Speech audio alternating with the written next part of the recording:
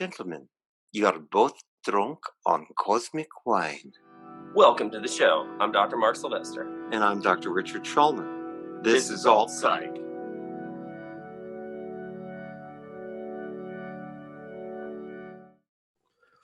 Welcome to the show, everyone. This is the show on subliminal messages and automatisms as promised. But first, Rich, we're going to take give us out. The mental wealth tip of the day. Today's mental wealth tip has to do with signs that you are becoming emotionally mature. I'm not sure that applies to this group, but maybe. Okay, one sign is that you can get your needs met and set good boundaries. You can hold space for different points of view. You can validate your own reality without pushing it on others. And perhaps the most important is when you're activated, you can pause, not blow up. So those are your mental wealth tip of the day. And I hope you all feel wealthier right now. That's a great one, Dr. Schulman. That's part of what we're doing to help teach baby steps towards enlightening people and awakening their psyche. Well, you know, from my point of view, they're all baby steps. You know, drama is usually disaster. In personal growth, it's usually more one step at a time. So, yeah, I think it's great. So, subliminal messages. Is there a subliminal message in the title today, or is we're pretty up? No, that would have been cool though if I would have done that. Look over here. Don't look over there. I would say subliminal messages is something that I've thought about since I was about 10 years old. And it was the idea of when I first learned that the brain records information very differently than a tape player recording information, or magnetic tape, or even digital encoding. This computer, we call our brain, operates with completely different mechanisms and I guess algorithms as well to determine where it's going to best achieve a desired outcome.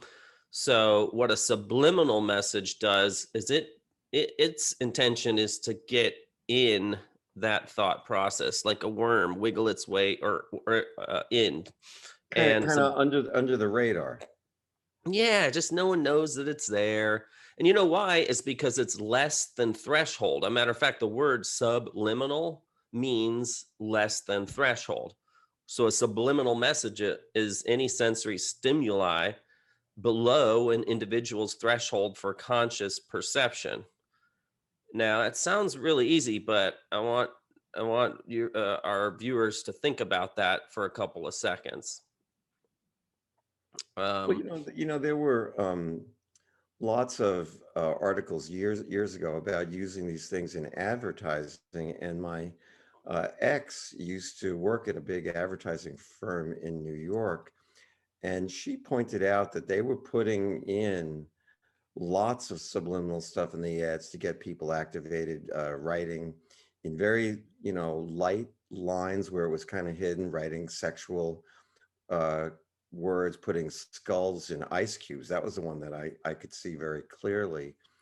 And that each of the ads would have a subliminal story that was usually about sex, and that they believed that it would get people's attention unconsciously and drive sales.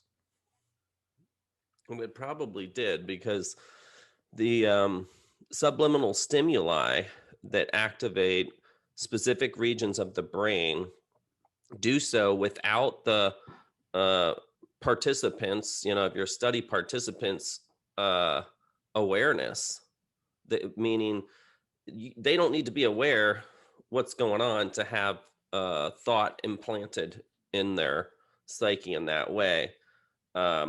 It's a little bit different, of course, like a visual stimuli can activate very quickly, flash before an individual can process them, or or flashed and then masked to interrupt the processing.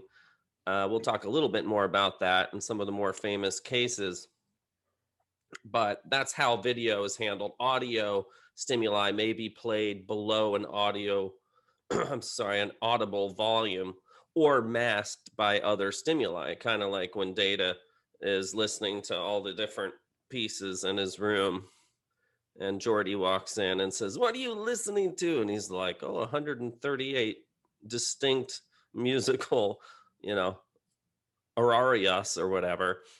He was able to pick each one out. We don't have that level of skill.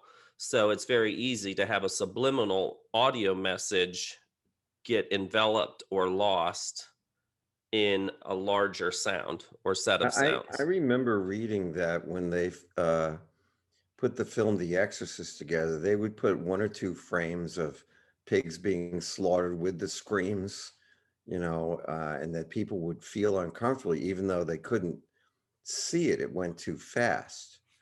And once again, they were looking for a certain outcome, and they truly believed, as if that movie wasn't creepy enough, on the Maybe surface. that's what made it more creepy. I have a feeling it did. I didn't sleep for 3 weeks after that movie. Well, But they've done a lot of anyway, there's a lot of research here though that over the years to determine, one, its efficacy, two, how you would have to inject this into your programming, three, what's your intent, are you trying to get complex, mind control like MK Ultra, which I think we might be talking about next week, or are you just going to nudge someone who's already thinking about buying that brand iced tea, and then an iced tea subliminal message pops on, and then that's all it took to push them over the edge, and before you know it, they're at the store getting Lipton's iced tea, or vice versa. Here's an interesting study where participants rated thirst, noted that after viewing this episode of The Simpsons, and I wish I could remember what year it was, I want to say 1992, it contained single frames, only one single frame of the word thirsty, or a picture of a Coca-Cola can. And the numbers were kind of staggering. I think it was like 80% reported feeling thirsty after the episode. So that's something that has given the science, I guess, a pause, because there's not, really a clear mechanism that has been well described in the Western world to explain these phenomenon. well, there's money to be made, Mark. Advertisers know That's the psychology far why. better than psychologists. You know, That's I mean, the all why. that neurolinguistic programming stuff. Car salesmen know it better than we do. I mean, come on. They don't have insurance, to pay for, for how they manipulate people with words, or how they choose their interventions carefully. But the idea of subliminal messages, to me, it makes a lot of sense when you deal with the deeper parts of a human being. Like if you do deep hypnosis with people, they may not be able to remember dot for dot the experience. That's why it's not really admissible in legal cases, but they'll remember the feeling. So speaking of subliminal messages, you can get alt-site merchandise by going over to the website. You can? Oh, yes. Go over to our website where we sell these and those and stuff like this. Hey, pay enough, you get us too. We got shirts, shoes, hats. I don't know what we got. Well, we got stuff. Research on action priming has shown that the subliminal stimuli can only trigger actions a receiver of the message plans to perform anyway. What does that mean? It basically means subliminal stimuli or subliminal messages work only if your subject, the person watching the TV, was already a little bit thirsty and craving Lipton iced tea, if that makes sense. So then the subliminal is sort of like the breath that pushes their plan forward. So if they weren't planning on doing it, you get really poor outcomes with subliminal messaging. Like for example, if the target, the person that they're studying, is thirsty, and then a subliminal stimuli for a drink is likely to influence the target to purchase that drink if it's readily available. Does that make sense? I don't know. I was taking a drink. Me too. Oh, don't cover up the merch. It makes perfect sense. But you see, the thing is, at some point, everybody's going to be thirsty. And the issue is whether they choose Lipton's tea or Coca-Cola, or they drink water or whatever it is. And the Lipton's tea and Coca-Cola probably make more money for the advertisers than the water does. But then there's, the idea of how we perceive stuff that's a little more emotional. Like, I think you were talking about a study about how subliminal sexual stimuli will affect people. Right. That didn't seem to have an effect on men. I guess we were already there. But women were reporting lower levels of arousal, which kind of can lead us into the idea of perceptual defense too, but I don't think we're there yet. Or are we? I don't know. We're getting there. Okay. I would also say that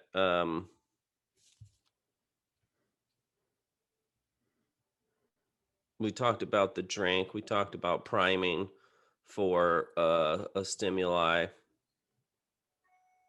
If you look at the neuroanatomical or fMRI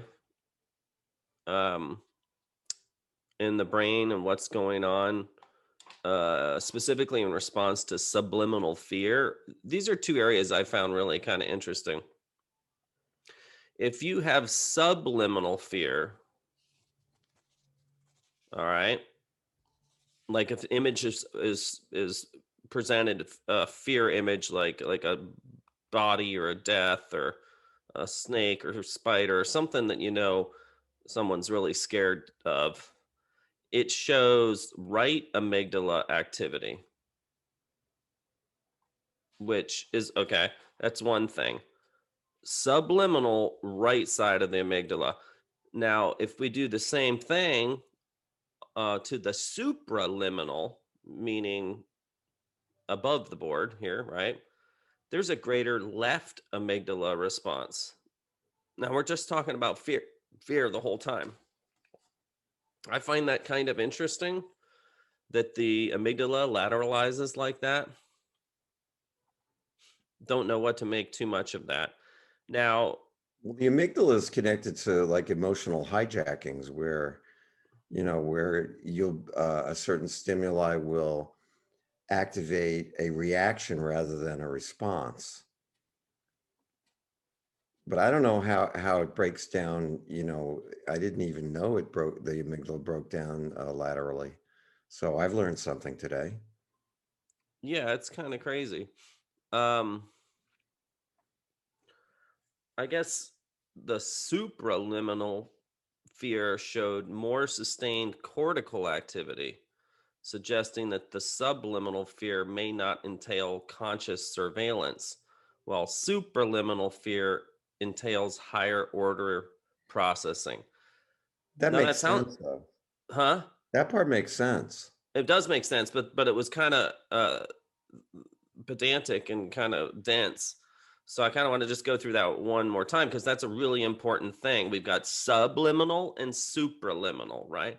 When we're dealing with supraliminal fear, that it tied more in the cortical activity, which suggests that subliminal fear may not entail any conscious surveillance at all.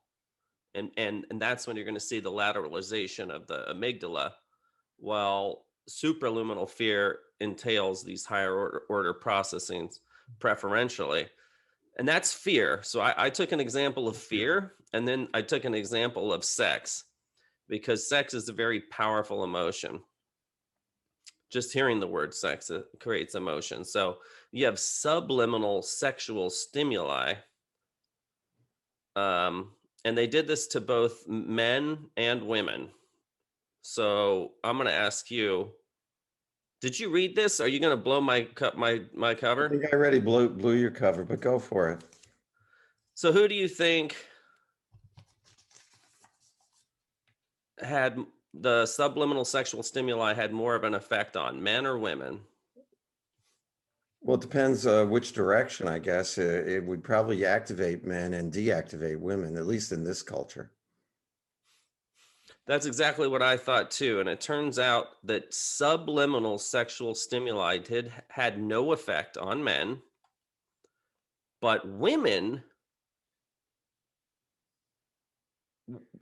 were found to have lower levels of sexual arousal, but it was definitely, they were more aroused by the image than the man. Well, it kind of it kind of leads into the idea of perceptual defense. You know that so we have a subliminal message, which means the message gets in some way. But we also have this idea of perceptual defense where you have filters based on your attitudes and even race, IQ, that certain things are not acceptable. So what they do was they take images, put them through and boy, I'm going to blow the tachistoscope. I don't know, tachistoscope, something like that, where they flash images. And so if you're a smoker, you're not going to be able to see the image of a diseased lung, for example, or you may distort a sexual word into something that's non-sexual. And that's kind of comes out of psychoanalytic theory, where you have a misperception based on anything that arouses anxiety. So from my point of view, the idea of subliminal messages and perceptual defense, they're actually two sides of the same coin, because they're both flying under the radar. One gets in, the other is blocked. So what you said before, it makes perfect sense. If you're actually thirsty, you're more likely to go get a Coke. If you actually are fearful of something, if you have a hang up about sex, you're more likely not to see the sexual image, or if you are scared of something, you're more likely not to see that either. But it depends on the person. For some people, we go to horror movies. Well, I got a real world example of stimulus here. Okay. Fear-based stimulus. Now let me just go ahead before I get all the nasty letters. Make sure you mail them to our office. Are the nasty letters more consonants or vowels? There's F's and U's. I don't know. But you get no both. animals It's a were hurt variety. in the filming of this video. Okay. Okay. So I'm gonna show a little animal video here. It looks quite cute. Okay. Not impressed. Okay, there we go.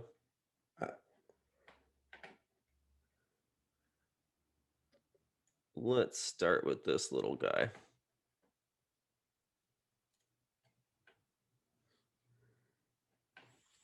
So this is just comical. What is it about cats that have made them This didn't even have time to make it to the brainstem, much less the amygdala. These are lower motor neurons that these cats don't have time for cortical processing.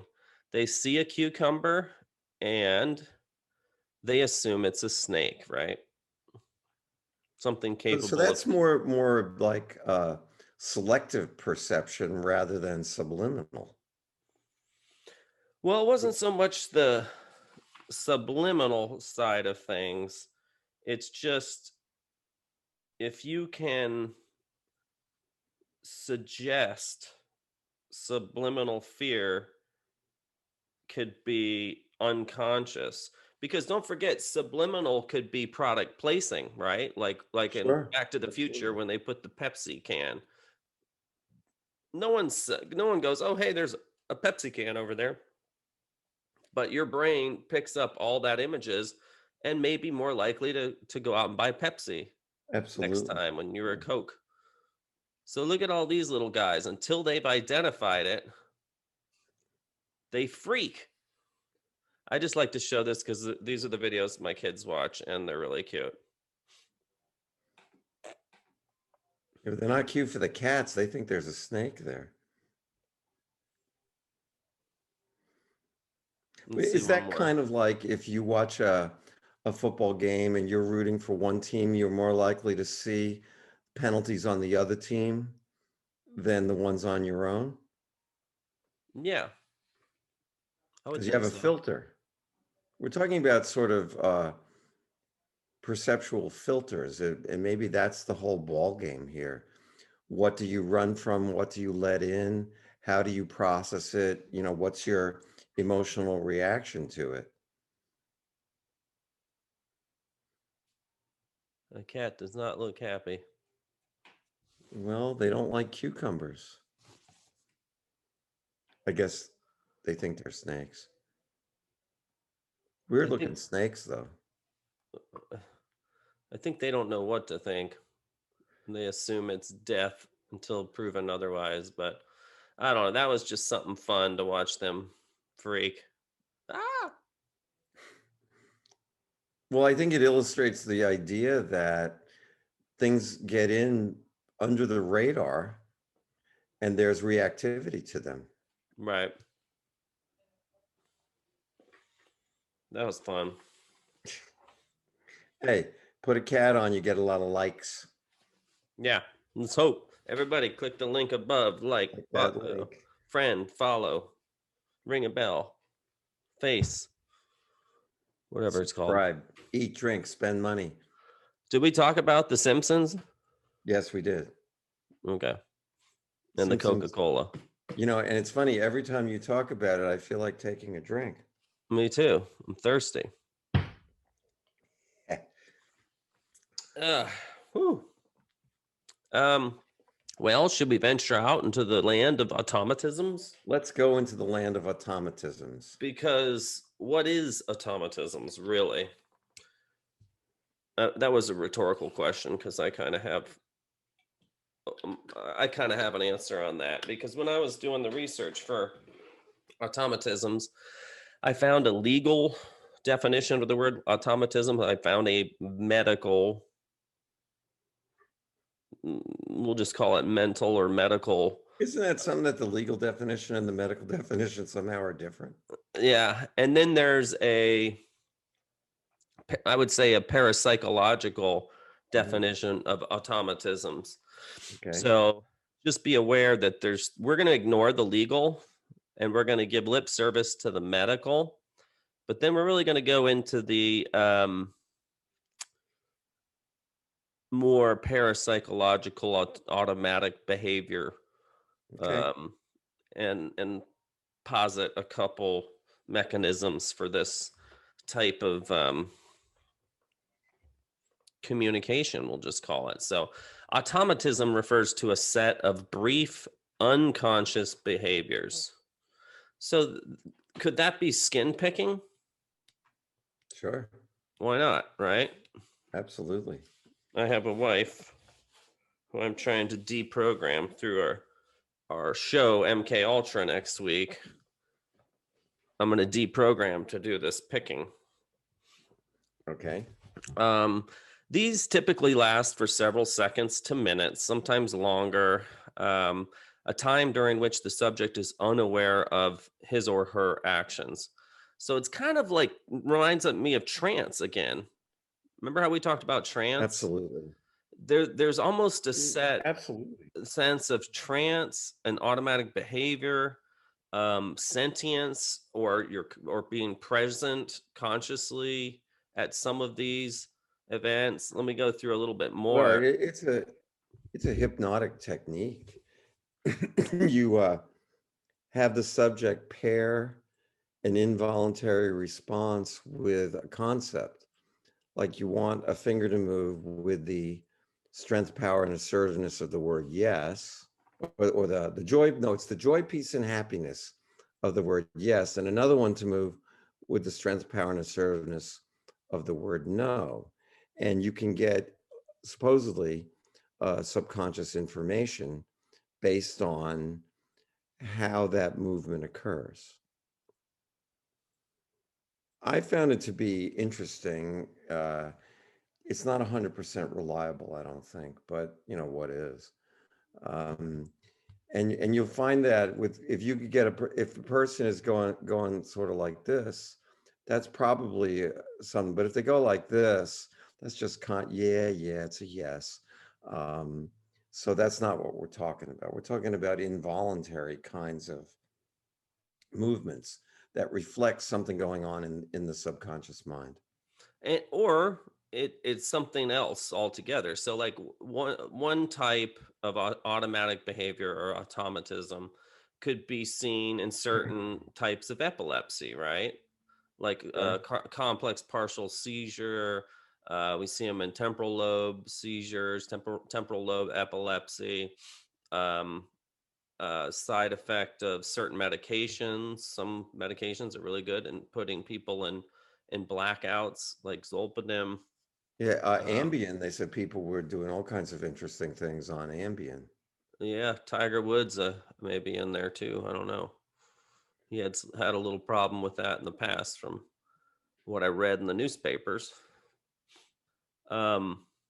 Simple gestures such as finger rubbing, lip smacking, chewing, or swallowing, even speech.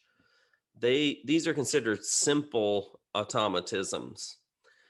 Now, more complex automatisms, those can be anything from sleepwalking, and it can last for longer periods of time. You can have someone that's definitely asleep, definitely sleepwalking, but engaging in activities that they routinely perform. Maybe they start cooking, maybe they start showering, or driving along a familiar road, or may even carry on a conversation. They're still asleep. Weird, right? Following Do the you think episode. is that similar to when somebody blacks out when they're drunk and they have no memory of what they were doing? Sure is. But the difference is alcohol shouldn't have been involved for the automatism. Ah, okay. But it is, all You know, we things. talked about a couple weeks ago about multiple personality. Mm-hmm. And, you know, if you talk to somebody who has that kind of dissociative problem, they'll report that they wake up in the middle of something. They weren't aware. Now, obviously, somebody was there. They might not, that part of them may not have awareness. But I mean, it does beg the idea of split awareness of a divided self. Because, I mean, so let's say the person doesn't have conscious awareness of rubbing their fingers or smacking their lips or whatever. They're actually doing it. So some part of them knows. Exactly. Lost my booster.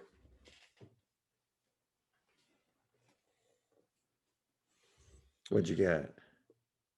I have a good book here I was going to show towards the end here. Okay, cool. So it could be simple, it could be complex. And then like you were alluding to, following the episode, the subject retains their consciousness, often feeling, or retains, I'm sorry, regains, big difference, regains their consciousness because they were kind of diffracted over here, right? Uh, and they sometimes feel disoriented. Maybe they have no memory of the incident. That's not uncommon. And a lot of theories have been posited to explain this type of behavior. Um, I think mainstream science is pretty comfortable with psychological definitions, whether that's the ideal motor phenomenon, which we can touch on. I mean, but is it the same as if, we do this in psychotherapy all the time. So somebody says, do you have a problem with your father? And the person will go, no, me and my father, we get along fine. So you take out your yellow pen, you're going to check out the father stuff because some part of them is saying yes. Is that falling under this I automatism? liked your clinical utility of an automatism and knowing how to spot it. Well, yeah, that's that it's we rarely get such a clean hit like no every so often. Usually it's more subtle, but if you're watching, you can find it all the time. Well, the idea motor phenomenon and is a psychological phenomenon where a subject makes motions unconsciously. So Does it it's have to be I mean, could it be like a word? Like, instead of saying, could you pass the potatoes, you say, uh, you ruined my life, something like that. maybe. Now you're making me wonder. Well, that's good because we want people to wonder in the show, even us. I like it when we wonder because we are in non-ordinary mind. And in non-ordinary mind, people wonder. And they wander too.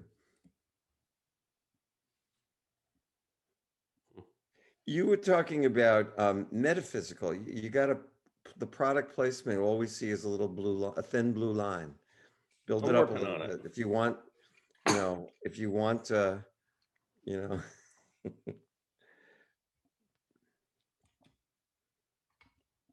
and now we have a thicker blue line, but it's still a blue line, man. I'll keep working on it. You just keep talking. Okay.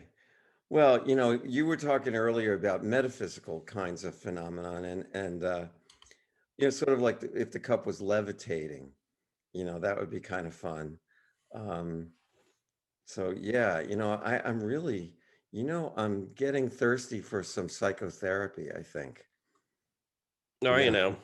now, now that I don't know why I'm getting thirsty. Could you send some psychotherapy over here, or maybe a vitamin C infusion?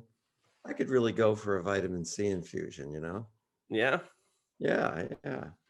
Or or maybe a I'm Freudian feeling very dehydrated. Ah, yes. Vitamin C, yes. Zen vitamin C. I like it even better. Yeah. And I think I'm getting the urge to do some automatic writing. Yeah, so automatic writing is a fun thing, right? Because it could be considered an automatism. I like it because there's been fantastical stories going back to the Greeks and 1700s.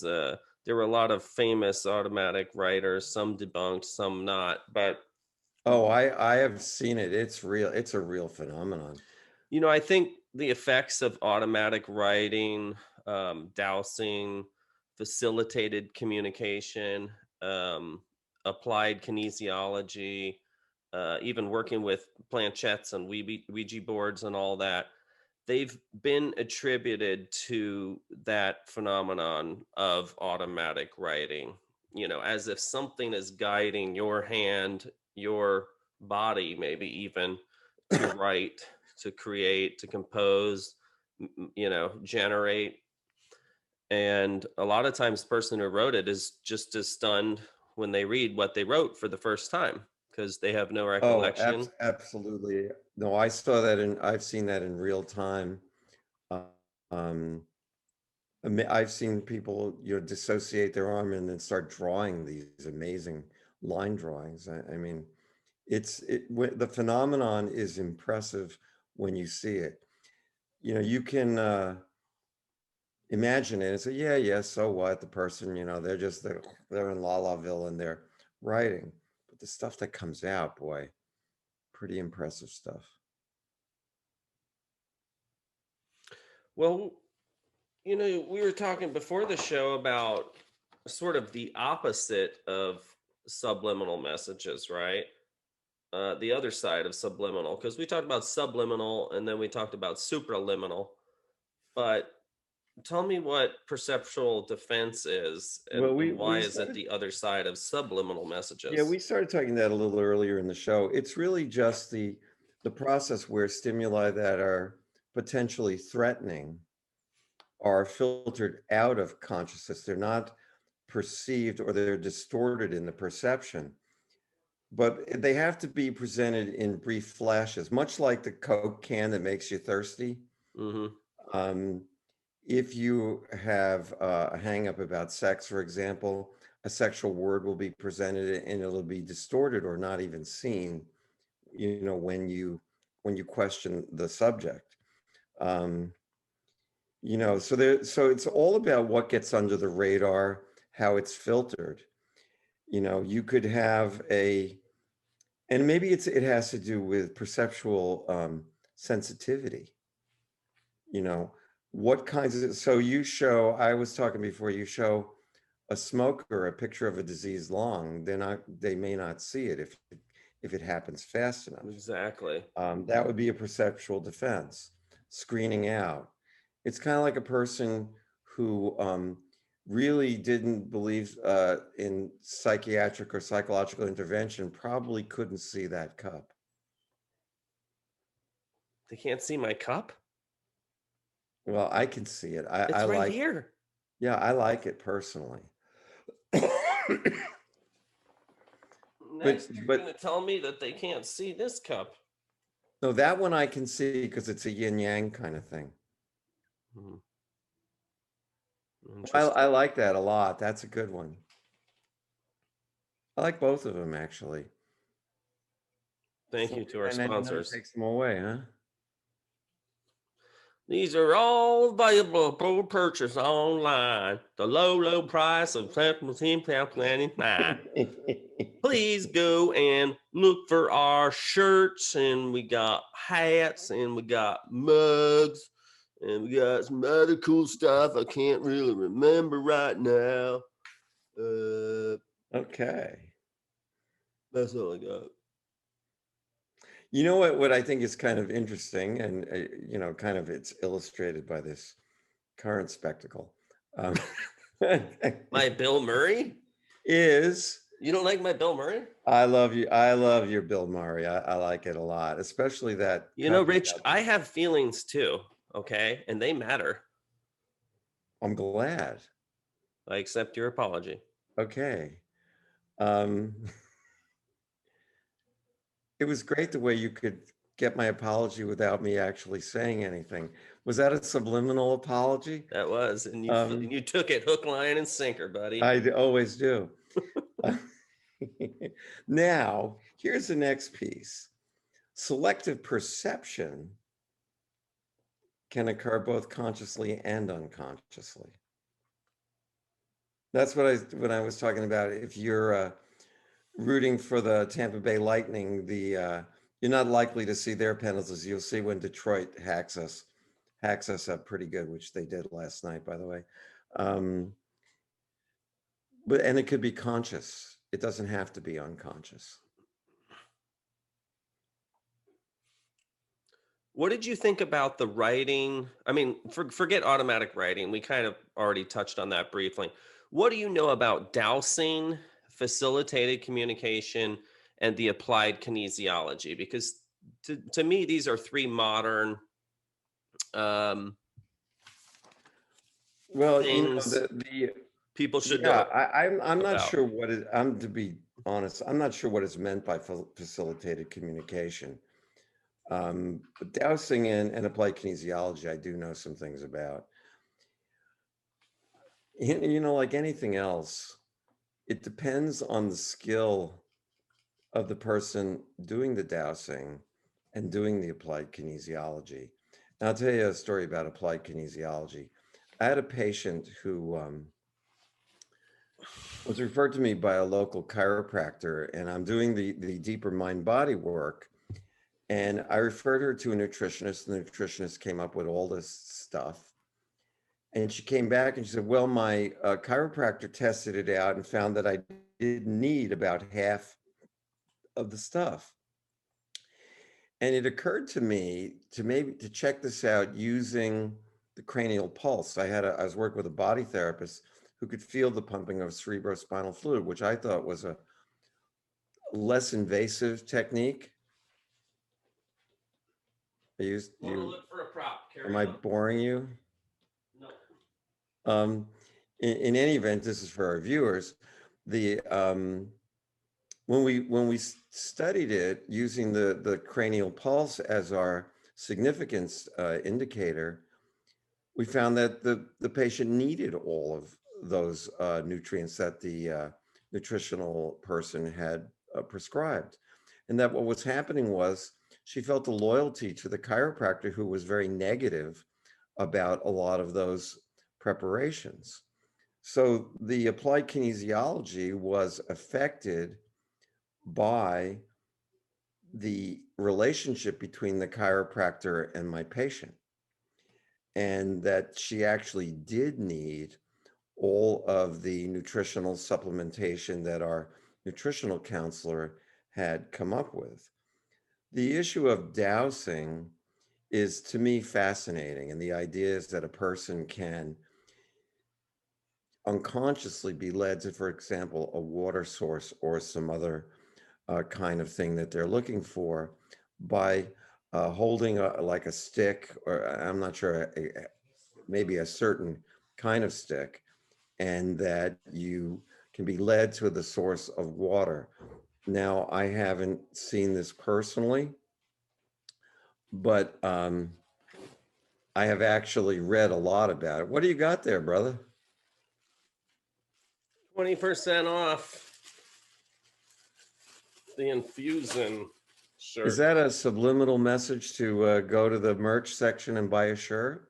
Yeah. That's actually a cool shirt. I like it. My office staff's wearing it. Okay. I make them. Cool. Did they just come in? Oh, these are all the same, so that's a bad. It's an adult extra large. Well, I mean, and if you wanna have some music, you could go get an Eclipse. But we have T-shirts with the alt psych. All right, enough shameless self-promotion. Well, you're not promoting Mark Sylvester. You're promoting, alt psych. No, okay. No, enough shameless promotion. Okay, that I like that better. Anyway, the idea of kinesiology and that it is not an exact science, neither is dowsing, but you can get some pretty cool information from it. What do you mean by facilitated communication, by the way? So facilitated communication is an attempt to aid communication by you have someone with communication disabilities, so it could be autism or they're nonverbal, and the facilitator guides the disabled person's arm or hand and attempts to help them type on a keyboard or other device. Oh, okay. Which is a little interesting because if you think, oh, well, this person is intellectually disabled, they don't have the skill set to type out meaningful paragraphs, but with the facilitation or communication being facilitated by someone else, they may find that this person can now communicate in a way they've not been able to communicate before and express themselves differently, whereas they may have a really hard time expressing themselves with severe autism. I thought that was fascinating, because if there's a way to get a window into that person's mind and soul, that's genius. But it could also be the idea motor effect.